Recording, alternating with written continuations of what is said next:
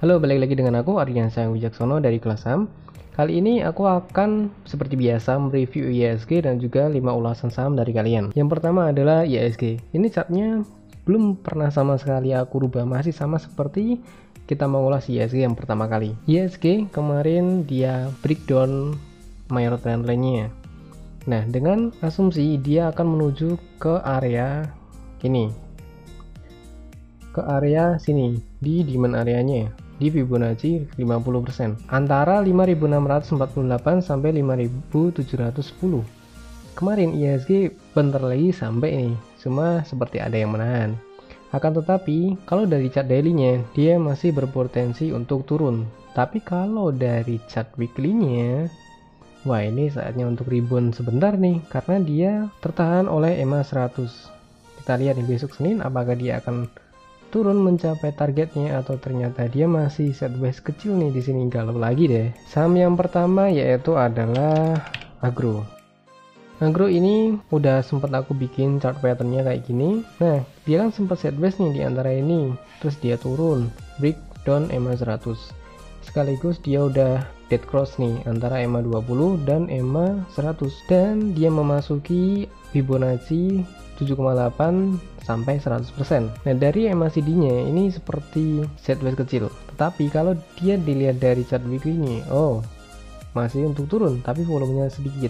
Yang artinya kebanyakan udah pada keluar nih di sini. Nah, buat kamu yang masih punya agro, kalau tujuannya untuk investasi, selama fundamentalnya bagus dan sektornya juga mendukung, masalah. Tapi kalau untuk trading, kamu beli di sini nanggung nih. Pilihannya ada dua. Kamu mau cut loss dan tunggu di area 765 sampai 750, atau kamu average down di harga sini 755. Agro dimulai penurunan tanggal 17 Mei kemarin. Hari Senin dia mulai turun. Nah, kita lihat nih broker summary-nya gimana. Oh, ternyata broker summary-nya dia akumulasi. Cukup lumayan sih akumulasinya kalau kita jumlahkan ke 5 buyer dan ke 5 seller. Kita lihat nih. Brokernya siapa? PD OD. Lumayan sih meskipun ada retailnya di PD, tapi net sale-nya itu adalah AZ sama SQ. Nah, menurutku untuk saham agro dia berpotensi untuk turun ke supportnya yang ada di sini. Saham selanjutnya yaitu saham Doit. Ini saham cukup lumayan sih, pernah menguntungkan di sini. Doit ini lebih terpengaruh sama harga batubara.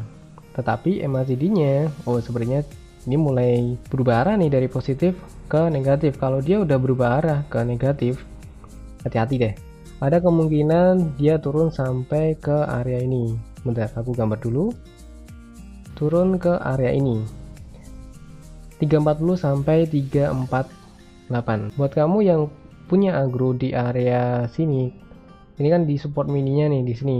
Nah, aku sarankan untuk cut loss dulu, menunggu dia di sini di area demandnya di sini. Untuk broker summary-nya, Doit gimana nih? Dia mulai turun 2 hari yang lalu, yaitu pada hari Kamis. Nah, kita cek nih. Oke, ternyata penurunannya dia masih akumulasi. Dan sellernya itu adalah YP, CC, BK. Sedangkan top buyer-nya itu adalah ZR 300 nih. 382 ini hampir kemakan nih setengahnya. YP, CC setengah ini hampir kemakan. Buat kamu nih, tunggu dulu di area sini. Tunggu dulu koreksinya dia reda, baru masuk. Saham selanjutnya yaitu ISSR. Ini saham nggak liquid sih.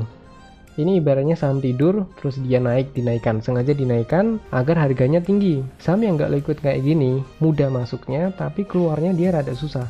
Tapi untung aja volumenya dia besar, sehingga peluang untuk keluarnya jauh lebih mudah daripada waktu masih ada di sini.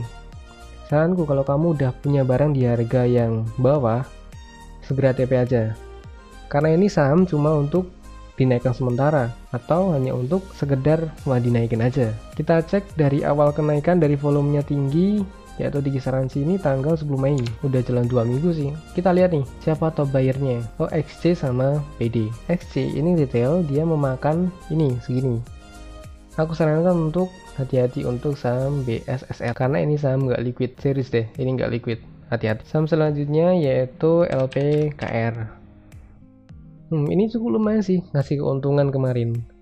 Sayangnya saham LPKR dia mengalami penurunan, tetapi dia udah sampai di demand areanya.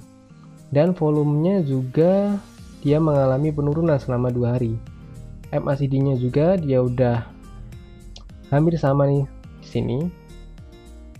Kita lihat nih besok Senin apakah dia akan bertahan sideways kecil, kemudian dia ada technical rebound di sini sampai ke 186, atau dia lanjut penurunan, nggak bisa bertahan di area diamondnya. Di awal mulai penurunan itu 6 Mei, kita cek. Oke, untuk penurunannya dia memang lagi distribusi oleh GR, YU, HI, dan PD. Nah, cukup mengkhawatirkan sih ini sampai 800. Sedangkan bayarnya itu YP, CT. Tapi ada yang aneh nih, ada AT sama MG. Oke, kita cek selama 3 hari ini saat menyentuh area diamondnya pada tanggal 19 Mei. Oke, kita cek. Ternyata yang bayarnya adalah YP, tapi ada MG nih.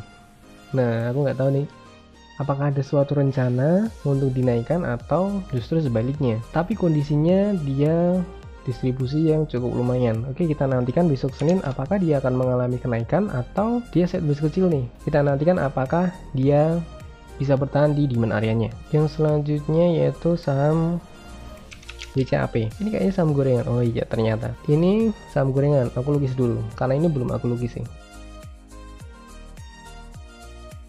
Oke, udah selesai aku lukis. Bentar, tambah satu lagi. Ini saham gorengan. Bagi kamu yang masuk saham ini, aku sarankan hati-hati pakai trailing stop.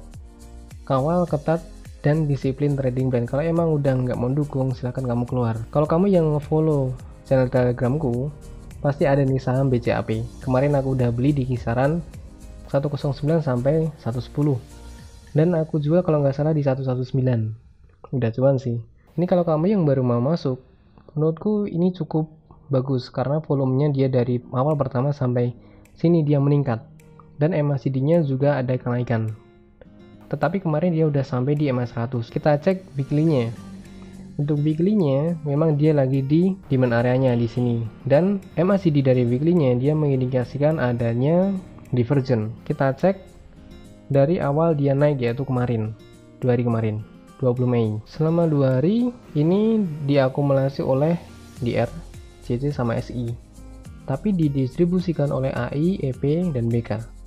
Ini kalau 2 hari. Coba kita cek selama dia sideways. Saat dia mulai ada MACD positif, yaitu di sini. Atau kita mulai dari sini nih, dari awal ini 25 Maret. Kita cek dari 25 Maret. Kalau dari 25 Maret, dia ada akumulasi yang dilakukan oleh CC dan YU. Tapi didistribusikan oleh AI, EP. Nah, menurutku ini terlalu panjang sih. Kalau kita ambil dari dia volumenya yang mulai rame, di kisaran ini tanggal 29 April kita cek. Dari 29 April dia juga distribusi dilakukan oleh EP dan bayarnya itu adalah DR, YP sama CC. Kalau kamu baru punya di sini, ada kemungkinan dia lanjut menuju MA100-nya atau menuju supply areanya yang ada di kisaran 124 127.